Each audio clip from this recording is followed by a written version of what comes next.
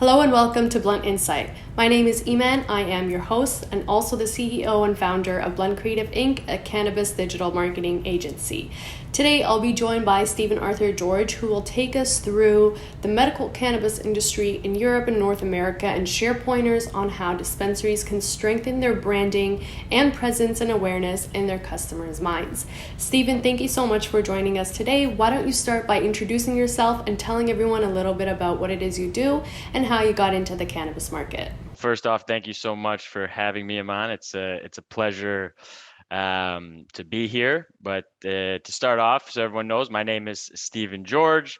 I'm originally from Michigan, but for the last almost 5 years, I have been residing here in Portugal and working in the cannabis industry here in Portugal as well, professionally for the last 3.5 or 4 years. But my introduction into cannabis was back in Michigan, my home state, where we legalized medical cannabis back in 2008, and where I got my patient card for the first time as well, and actually got into cultivating medical cannabis in Michigan also. So that was where my journey started. Then I went away, chased a career in finance, which I thought was what I wanted to do, and realized after 5 years of that it was not at all what I wanted to do. And then I went and got my MBA, and this was just a pivot to kind of get out of the corporate world and got over here to Portugal, did my MBA. Luckily, at that time, the European medical cannabis industry was evolving, let's say, and Portugal was one of the spots that a lot of companies were coming to cultivate due to the amount of sun here, the labor cost, and some other advantages to coming to Portugal. So I was working with Tilray for the past 3.5 years, and now I am opening my own advisory firm in the cannabis space to help support on the commercial side as things advance here in Europe and we actually start to go to market. And in the future, I expect to see some adult use regulations as well in Europe as we see in the US. And again, trying to focus on the commercial side of both sales and marketing and communicating, helping cannabis companies communicate with patients and consumers. So that's what we're up to. Well, that sounds amazing. Thank you for sharing that. So, I have a few questions for you today. Based on your experience, what are medical dispensaries missing when it comes to branding? And it's up to you whether you want to focus on European ones or North American, but just give us a little insight on that. For sure. Because I do still get to spend some good amount of time back in Michigan, and that was one of the reasons why I also wanted to kind of go the entrepreneurial route, is to be able to have a bit more flexibility and being able to spend time in Europe as well as back in the US. So when I am home in Michigan, like I was back in August for the month, I do frequent the dispensaries in my hometown and in Lansing, and then even in all parts of Michigan when I was traveling around. So I got to see a couple different things, and what's really interesting is that in Michigan, there's really no difference between a medical dispensary and a recreational one because both are legal there now. Really, it comes down to taxes and different things, But when you look at the dispensary model in general, one of the things that I noticed is that, like it's really hard for me to identify like who are they speaking to or what was the actual community or crowd that they were looking to bring into their store. And even that comes down as simply to like the name. I mean, I know some of the big ones, there's Sky in Michigan, Skymint, Gauge, Pure Options. So like Pure Options, I'm like, okay, okay, has a little bit to do with what I think of, but like Gauge and Sky, I'm like, what are these names? Who are you talking to? Who are you?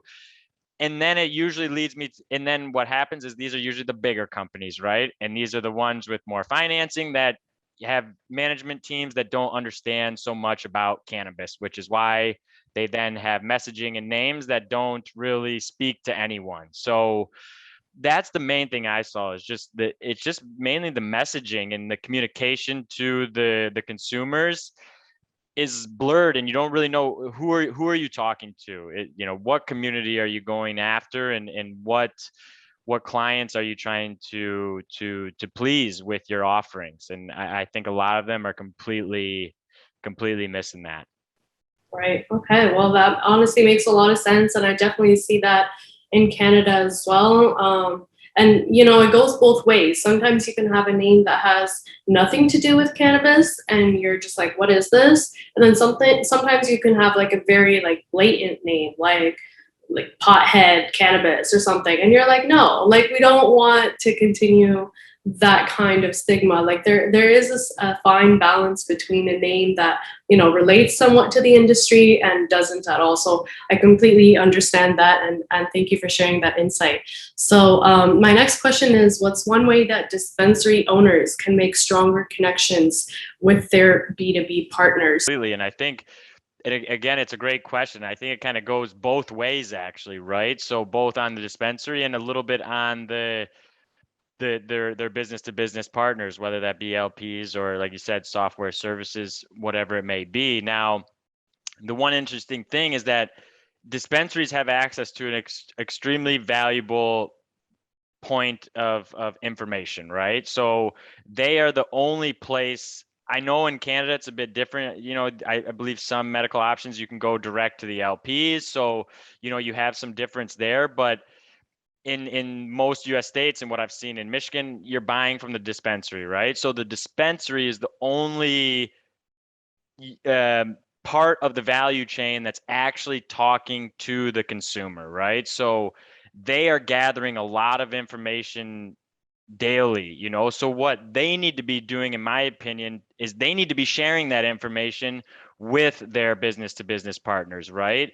And when they do have products that are doing well, or certain questions, or consumers looking for a specific product, if they have a business to business partner that they enjoy working with, that they believe has the capabilities to maybe bring something like that to market that can meet this unmet demand, then that's a great way to help that business to business partner and build a strong connection with them. And then it goes the other way though, because also if you're looking at an LP or a manufacturer, they need to be speaking with the dispensary and educating them on their products as well. Because if you're just dropping off products and just think, okay, we grow cannabis and we have this great strain and that's all we need to do, and the package looks great, and boom, we drop off the box and we leave. Wrong answer, right?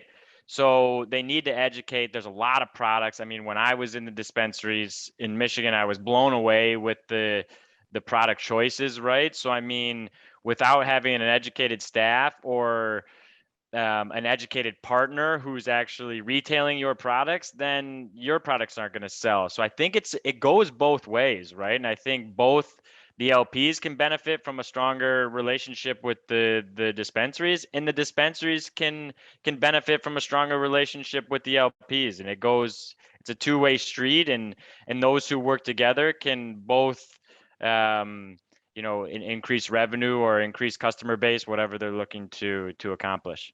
Yeah, no, that definitely makes a lot of sense, and I think it extends past the LPs too. I mean, if as a marketing agency, sometimes it's hard to keep up with, what sales are happening, what products are being sold the most, what questions do customers have, and then it's a little bit harder to go and find that information when there's not, a very stable line of connection between whoever it is working with the dispensary owner. So no, that's definitely a good insight. And I hope that dispensary owners who are watching this can take some of that advice as well. So thank you for that. So my fourth question is, what can dispensaries start doing when it comes to figuring out what their customers really truly want? And I know that, this is kind of a loaded question, so you don't have to dive too deep, but I know that you mentioned at the beginning, they don't really know what their messaging is. They don't really know who their customers are. So what can they start? What's step one to start figuring out what your customers actually want? Another good question, right? And I think, there's a lot of different things you can do. I mean, one of those needs to be communicating with the community, right? So there's different ways that can be done, right? That can be done through, plenty of marketing campaigns to reach out to the local community. You can do some targeting as well, to just understand, get some feedback and what's going on. Also, whether, if there's events, local events in town, to be present at those events, to be communicating not only with consumers, but also, those allow you an opportunity to also network a little bit, chat with some other dispensaries, chat with some other LPs, try to understand a little bit about, what their feedback and understanding is, if they're willing to share that with you.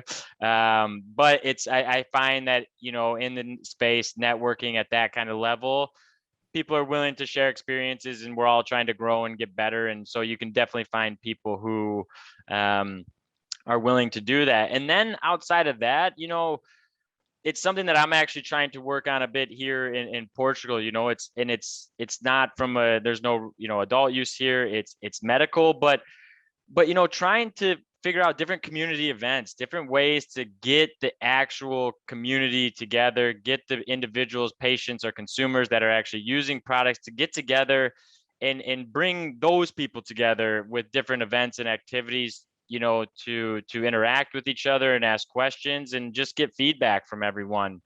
So I think all three of those are great ways that dispensaries can understand more from their customers. But really, the fourth point that I think is most important is, like I said, the staff needs to be trained well. Like, they need to be asking questions. They need to be, and like I said, you'll have customers that often come in and they know exactly what they want, and you could just go grab the flower off the shelf and package it up and say, here you go.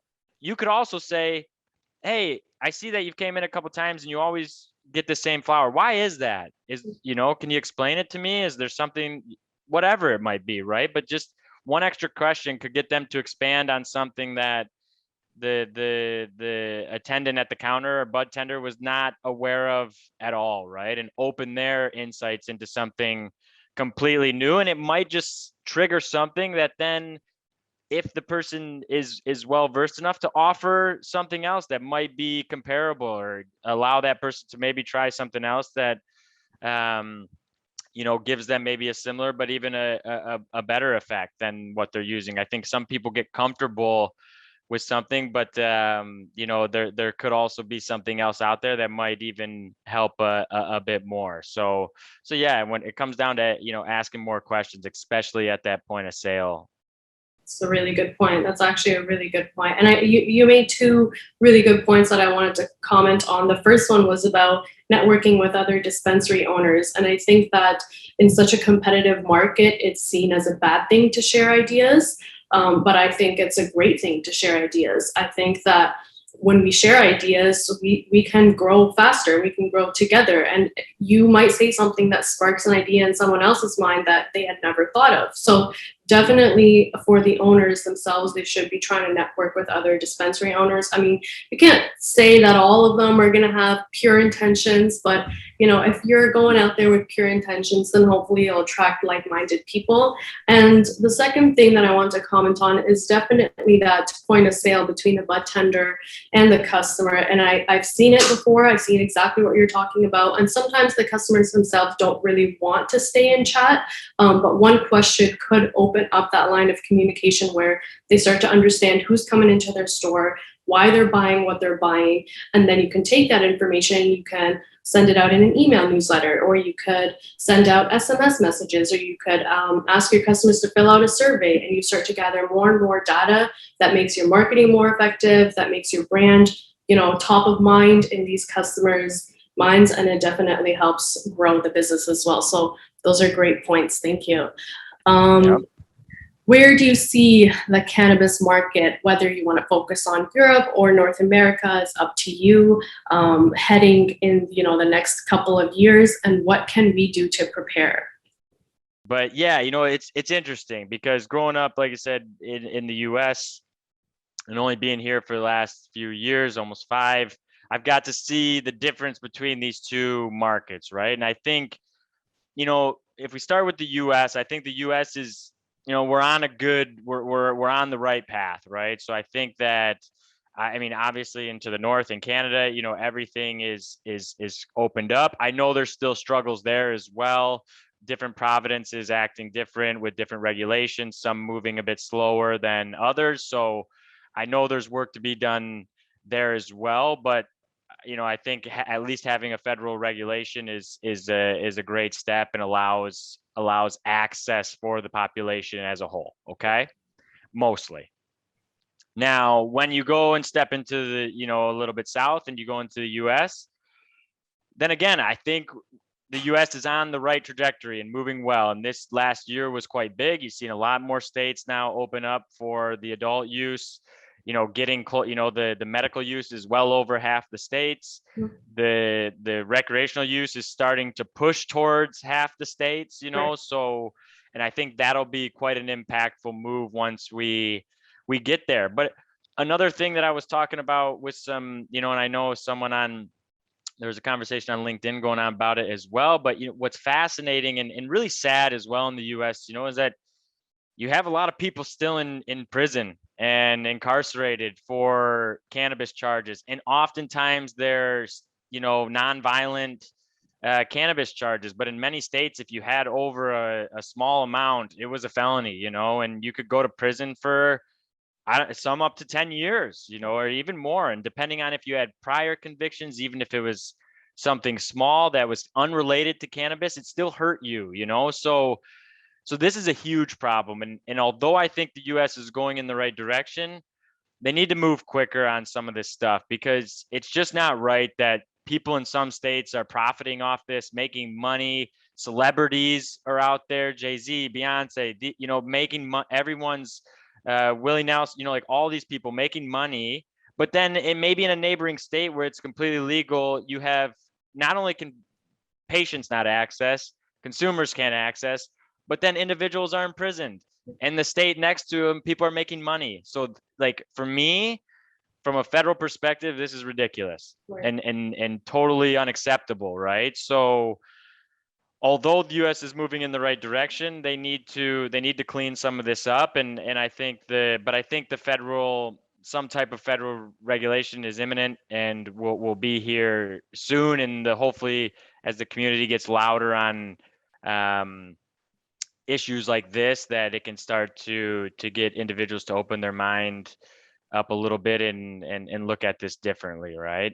So that's my thoughts on the US. Then when we move into Europe, medical is moving forward. It's completely different than what we've seen in the US and in Canada. So, it's a very traditional pharmaceutical model, with a prescription for each package, let's say, just like you would get a prescription for each pill bottle that you pick up. You get them all at the pharmacy. So every country, even though it's still, the European Union is still not done taken. I mean, they've approved like Sativex and Epidiolex, at a European level, but haven't done any medical cannabis regulation at or different than the traditional pharmaceutical pathways to register drugs. So at the European level, there's nothing. But at the country level, all the countries that have opened stuff up, like Germany, UK, Portugal, Poland, Greece, all have the dispensary through the pharmacy. Okay. So I think they're doing the medical thing the right way, Okay. because I think you really need to separate the two. Because, like I said, in places like Michigan, the only difference between medical and adult use is the amount of tax you pay. That's really, the dispensary is the same place. There's some stores that, most dispensaries sell medical and recreational. The only difference, like I said, different deals, different specials, and a different tax you pay. That's really the difference, which I feel leaves the patients out on their own and doesn't really give them the support that they need. Where here in Europe, they're involving the healthcare community from the very beginning. So I believe it makes a better chance for the patients to have the support they need and separate these. The downside is that it moves very slow. Right. So it's very bureaucratic and things are just moving slowly. So even in a country like Germany, who's been operating for a few years now, you're still not seeing the prescriptions or the amount of patients that you would see in, some US states or maybe in places within Canada as well. So the numbers are growing, things are increasing. And so I think Europe is also taking a good trajectory and a right approach, and countries are already discussing the adult use as well. So that's good to see. But again, in Europe, I just see everything moving a bit slower than we're seeing in North America. Right. Okay. All right. Makes total sense. This is a little off topic, but so let's say, like someone like myself visits Portugal. I can't buy medical cannabis. I have to go see a doctor, get a prescription, and then go buy it. Is that right? Correct. Okay. Correct. All Yeah. right. So it'll be, and it's even interesting, because like I said, supposedly there's some ways that will allow you to even travel within Europe, but I think this is still what people have a problem because although the regulations are in place in some of these countries in Europe, that none of them are unified. If so they're not. So Portugal's regulation is different than Germany's, which is different than the UK's, which is different than Poland's.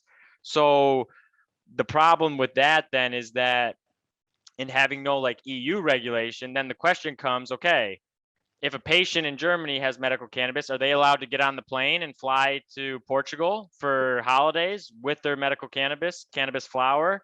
Well, I'm pretty sure if they and there's talks that people say that there's a couple people I talked to that say yes, there's language that does protect this free movement, but I would say if you put that in your carry-on bag and you go through the airport and someone finds it, it's not going to be so easy as saying, "Oh, this," it's going to be a hassle. You're going to have to, and it might not even turn out well if the government that you're in or the country you're in doesn't want to. I don't know. I don't know how it would work, but yeah, so that's still a big, huge problem here in Europe. Or even for individuals coming from other countries, but even within Europe, people who actually have a prescription, but then going to another country. Yeah, so it's still a big problem. Gray lines. There's a lot of those. I really hope that they get resolved within the next couple of years, though. But thank you so much for answering all my questions. You provided a lot of valuable insight. So you can take the time now to promote yourself, your company, tell people where to reach you, how to follow you, how to message you, and then we'll wrap up.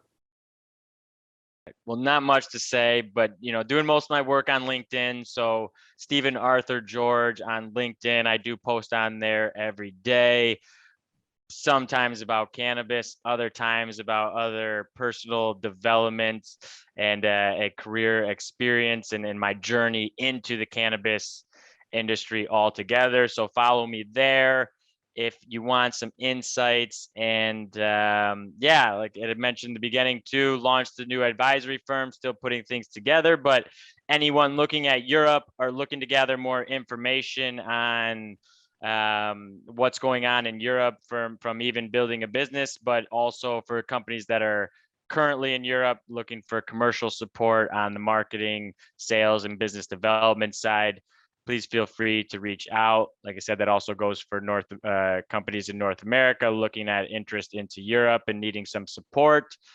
I am your guy. So reach out to me at Stephen Arthur George on LinkedIn or StephenArthurGeorge@gmail.com. That was a great interview by Awesome. Stephen Thank Arthur you so George. much. I personally learned a lot, and I really hope that you did as well. If you enjoyed this video, please subscribe for similar videos in the future. And if you're interested in being featured on a Blend Insight episode, please get in contact with me at eman@blendcreativeinc.com. Thank you for watching, and we'll see you soon.